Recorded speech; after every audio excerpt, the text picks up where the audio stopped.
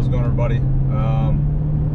Heading down to the boat today, not to go fishing, but last time we were out, we had a little bit of an issue at running an idle that has just stalled out. And then I had some trouble getting it started again. You know, I'd finally get it going, and once I got it on plane, it seemed to run a little better, but then it would kind of have the same problem. So by the time we got it back to the dock, you know, flushing it out, still running weird, having a hard time starting and having to give it more gas. So I think it's a fuel issue, not 100%, but from my experience in the past, it's kind of seems like what it might be. So that's kind of what I'm leaning towards. So we're gonna head down to the boat. We're gonna start with changing out the water fuel separator, possibly switching it over to the port, running off the starboard motor off the port tank, and kind of going from there and seeing where we're at. So hopefully that's all it is.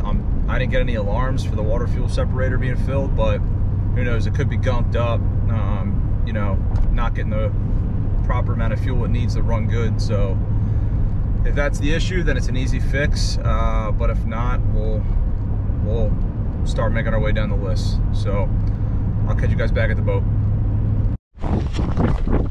All right, we just got down to the boat. It's blowing pretty good, gale force winds, and the boat's in the water, so this should be fun.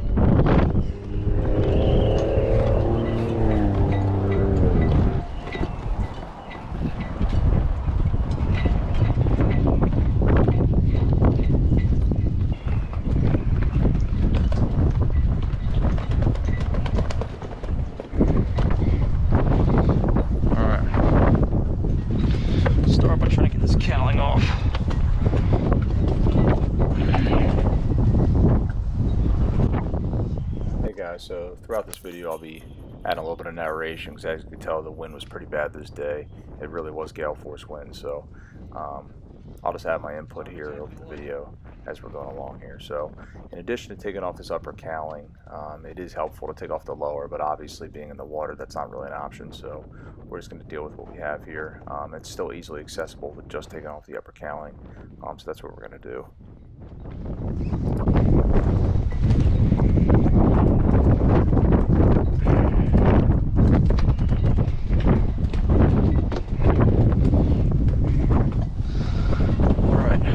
What we're looking for right here.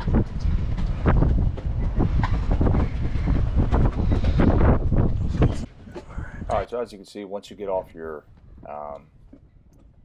upper cowling cover there, on the port side of your motor, you'll see the built-in water fuel separator on the outboard. So what I'm doing here is, if you reach down on the bottom of the water fuel separator, there's a wire going into the sensor, and what that does is, if you know your water fuel separator is full of water, it's going to set off an alarm and give you an indication that you need to replace it. So in this instance, I didn't get an alarm.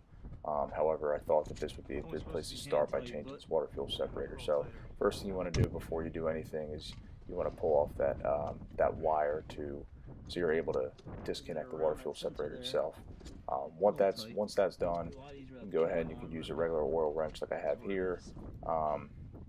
Kind of got to finagle it under there. Like I said, it's easier with the lower cowling off, but obviously it's not necessary. So you just kind of get it around that sensor. Once that wire is off, it's not really a problem. So you wrap it around that, loosen it up a bit, and then once you have it loosen enough where you can just unscrew it by hand, that's going to be your next step.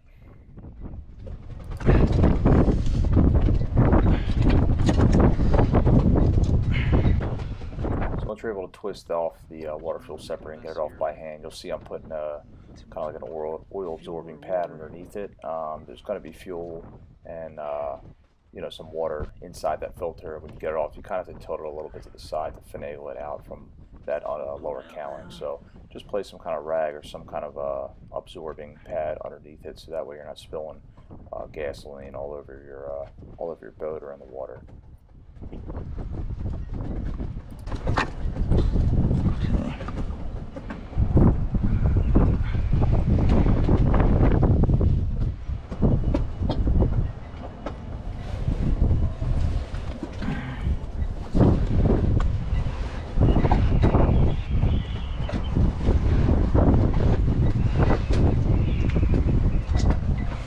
Well, it doesn't look too bad. see here when I lifted up this little blue piece here, that's actually the sensor. So before you can unscrew it with the oil can, you're going to be taking the wire off of that sensor so you can get that oil wrench, oil filter wrench around it.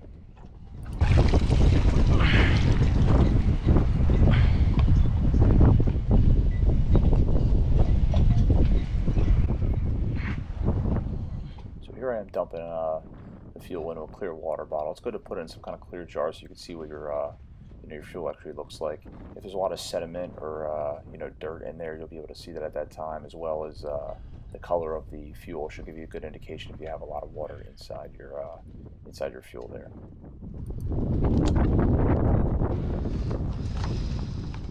Alright, so here I am opening up the new filter that I have, the replacement. When you open up the box, you'll see that the filter and the sensor itself are actually separate. So what you need to do is on the bottom of the water fuel separator itself, on the filter there, if you look on the bottom, there's an Allen key. First you need to unscrew that, and that'll open up the hole so you can screw the sensor back into it there. It's not really necessary, but I put a little bit of Teflon tape around the sensor itself before I screwed it in, just to keep that nice and tight in there. So you'll see me do that here. There we go.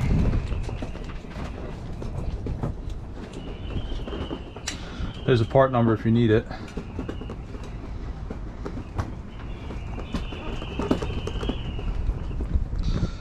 Alright, put that in there. Fuel sensor.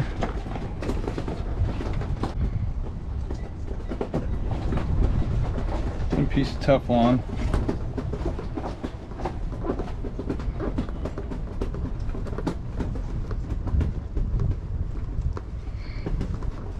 Just to make it extra tight.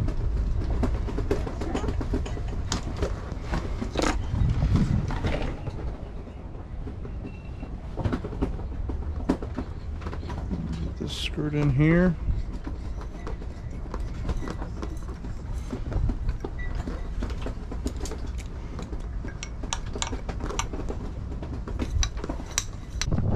Alright, so now that I got the Teflon wrapped around the sensor and I got it back into the filter, you'll see me here just take a little bit of my oil that I had laying on the boat, and there's a rubber gasket at the top of the filter there.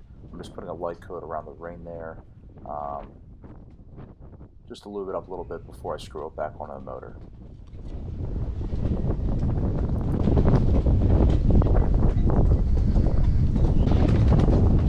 Alright, pull this out now. For a second. Let's see if we can get this back in here.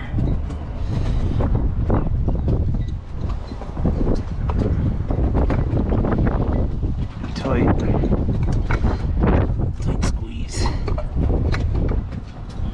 Just make sure we get it threaded on straight.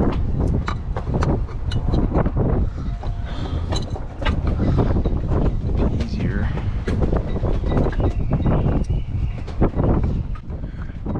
While in the process of trying to get this on here, I was thinking if it'd be easier to try and put that sensor wire on prior to screwing it back onto the motor. Unfortunately, my wire was a little too short, so if you have a little more slack in yours, it may not be a bad idea to do that, but in this case, I had to put it on the motor first and then attach it afterwards. And you'll see how it was a little bit of a pain to reach it.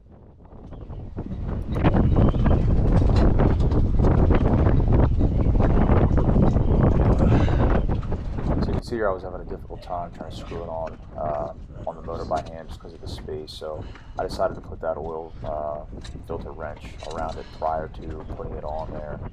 That gave me enough grip to help me get the thread started so I could screw it on there tight. Not. There it is.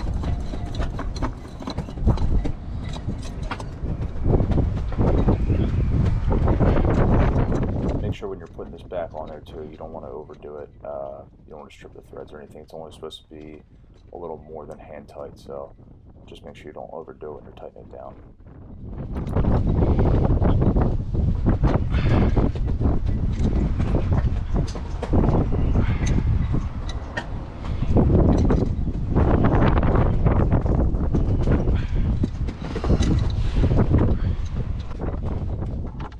This is when I was talking about, you know, if you're able to have that extra length in your wire to put that sensor wire on prior to screwing it in, it's really difficult to get underneath the filter with the lower cowling on there to reach that wire to get it on top of that sensor.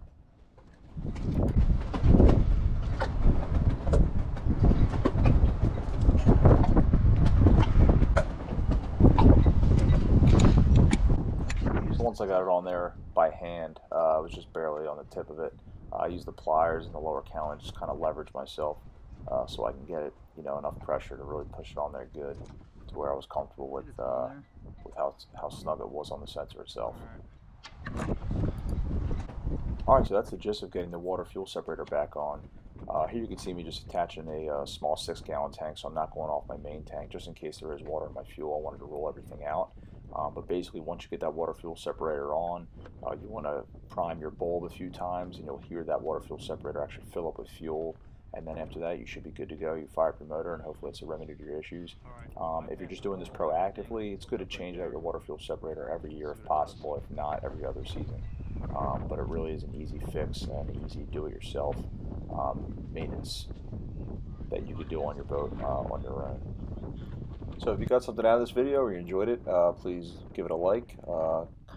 Give us a comment if you'd like to see something else, and consider subscribing to our channel for more content in the future. Thanks for watching. Alright, this is what we're looking for right here.